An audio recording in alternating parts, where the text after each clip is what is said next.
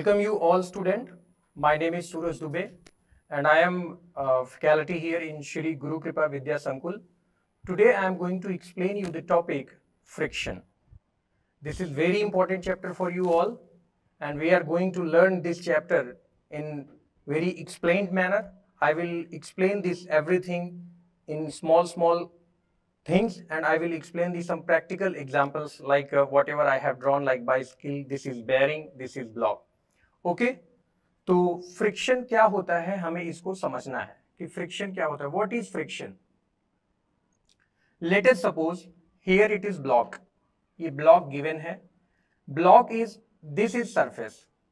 This is what? This is surface.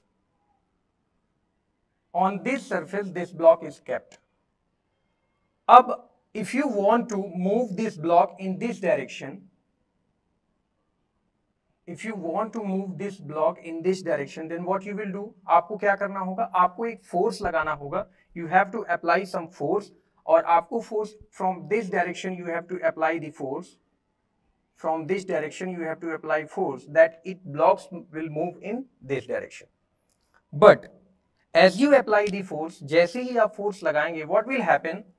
From this surface यहां से एक opposing force generate होगा. This is opposing force. ये force क्या करेगा? इस ब्लॉक को आगे जाने से क्या करेगा? रोकेगा. आप ब्लॉक को आगे की तरफ बढ़ाना चाहेंगे, यू अप्लाई द फोर्स, आप फोर्स लगाएंगे, लेकिन ये ब्लॉक आगे मूव करेगा अगर आप इससे ज्यादा फोर्स लगाएंगे. मतलब there is some force like कोई ऐसा अपोजिंग फोर्स आता है जो इस ब्लॉक को आगे जाने नहीं देता. तो मैंने यहां पे क्या लिखा है? Friction opposes relative motion between two bodies. तो हमारे पास यहाँ पे दो बॉडीज कौन कौन सी हैं हमने यहाँ पे मेंशन किया है. I have mention here word two bodies. तो बॉडीज यहाँ पे क्या है? पहला है हमारा block and second one is our surface. So what kind of surface is this? This is rough surface? This is rough surface और smooth surface? We are going to discuss it again. हम इसके बारे में आगे और पढ़ेंगे. Smooth surface है कि रफ सरफेस है, इसके बारे में आगे भी डिस्कस करेंगे. बट अभी के लिए we are going to learn friction opposes. Here word I have written opposes. Opposes means what बेटा? अपोजेस मींस ये एक दूसरे का विरोध करेंगे. बॉडी फॉरवर्ड डायरेक्शन में मूव करना चाहेगा, लेकिन जो दूसरी बॉडी है वो उसको क्या करेगी? आगे जाने से रोकेगी. Relative, this word is relative motion between two bodies. I think it is very clear. Now, अभी हम इस सरफेस पे इस ब्लॉक को रख के हम लोग क्या कर रहे थे? फोर्स लगा रहे थे और फोर्स लगाने पर ये ब्लॉक आगे चलने के बजाय इसको एक अपोजिंग फोर्स एक्ट कर रहा था इस सरफेस. अब क्या करते हैं? We will apply here a roller. This is roller. जब हमने यहाँ पे रोलर इंट्रोड्यूस कर दिया, then what happens? If you can feel this, जब आप फोर्स लगाएंगे, when now you apply the force, this body will move. इसकी अपेक्षा ये बॉडी अब थोड़ा आसानी से आगे डायरेक्शन में मूव कर जाएगी.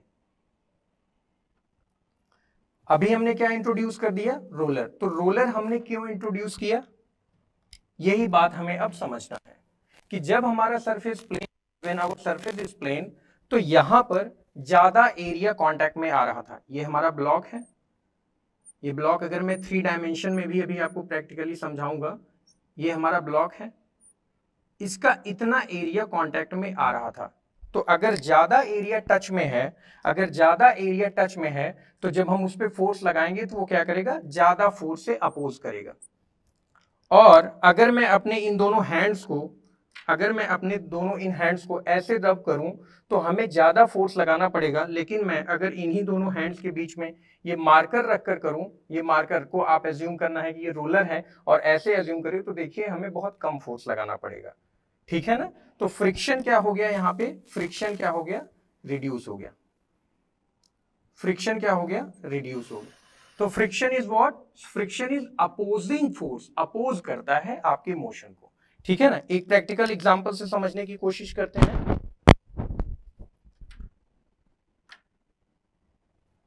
यहां पर आपको दो ब्लॉक्स दिखाई पड़ रहे होंगे। ये दोनों ब्लॉक मैंने किस लिए लाया है, आपको समझाने के लिए कि लेट अस सपोज मैं इन दोनों ब्लॉक्स का एक सरफेस जो है स्मूथ रखा हूं, ये ऑरेंज कलर का है और ये येलो कलर का है। इन दोनों सरफेस का जो फ्रंट पार्ट है वो आपको स्मूथ दिखाई पड़ रहा है, but opposing surface is rough.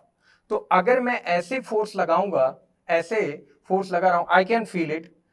अगर आपको भी फील करना है तो आपको भी ऐसे ही दो सिमिलर ब्लॉक्स लेने होंगे और खुद एक्सपेरिमेंट करना होगा।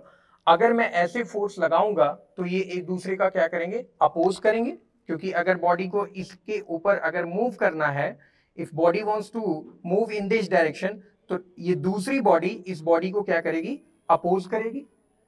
बट ये सरफेस कैसा है, रफ सरफेस है। Now come to the smooth surface. अगर ये स्मूथ सरफेस में ऐसे रख दूं, अब मैं फोर्स अप्लाई करूं, when I apply the force, this body wants to move in this direction, this body wants to move in this direction, but what will happen, surface is smooth, surface is very smooth, so ये क्या करेगा, पहले के अपेक्षा easily move कर जाएगा। देखिए I can feel it, मुझे इसका एहसास है कि मुझे बहुत कम फोर्स लगाना पड़ रहा है। बट अगर आप इसका एक्सपेरिमेंट करना चाहते हैं तो there are different types of practicals are available from where you can do, okay.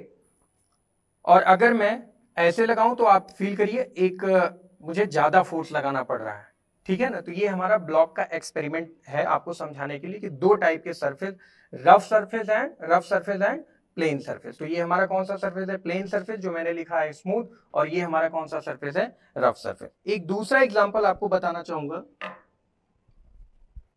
हम सभी लोगों ने रूबिक्स क्यूब सॉल्व किया है, रूबिक्स क्यूब देखा है। रूबिक्स क्यूब कैसा होता है, ऐसा होता है, ठीक है ना।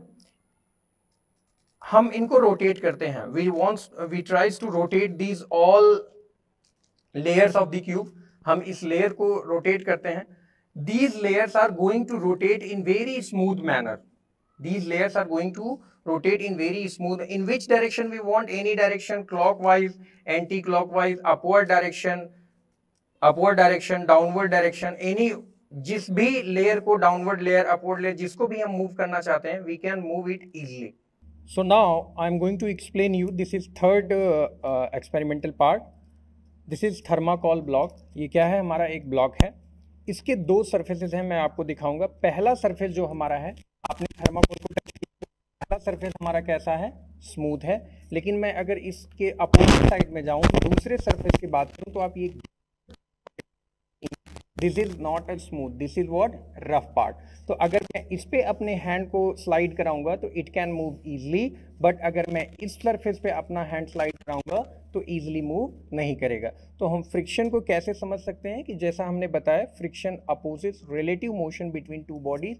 तो दो बॉडीज के बीच में जो मोशन होता है, इफ सरफेस इज रफ तो हमें ज़्यादा फोर्स लगाना पड़ेगा, इफ सरफेस इज स्मूथ तो हमें कम फोर्स से ही हमारा काम चल जाएगा और बॉडी इजीली मूव कर जाएगी, okay. So now just come to this is cycle. हम सभी लोग साइकिल चलाते हैं, बाइक अगर आप चला रहे हैं तो बाइक पे आपने एक्सपीरियंस किया होगा कि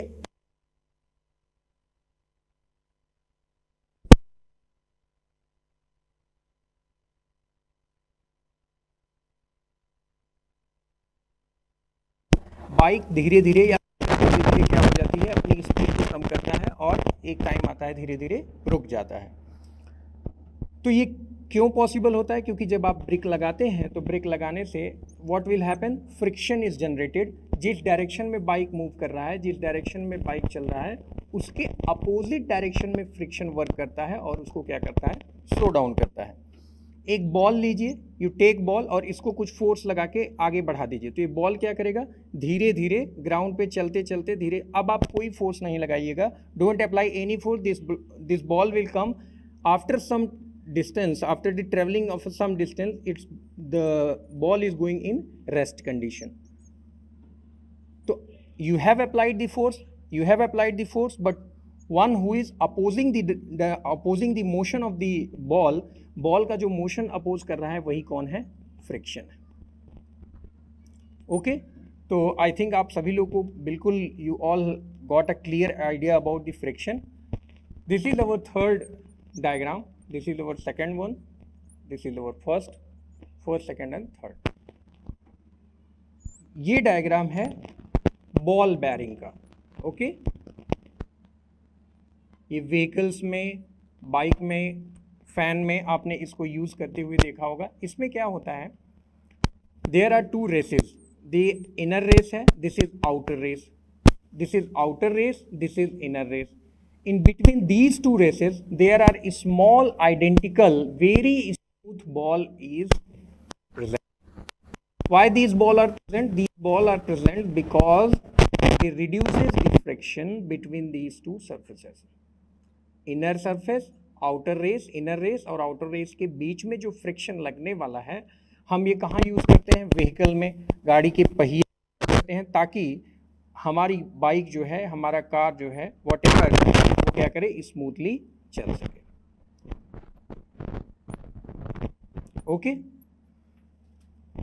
तो हमने कंप्लीटली ये 3 एक्सपेरिमेंट देख लिए हैं और मैंने आपको कुछ एक्सपेरिमेंट के भी थ्रू समझाया कि फ्रिक्शन क्या होता है। Friction is nothing but an opposing force which tries to reduce the motion, reduce the relative motion between the two bodies. Okay, so thank you.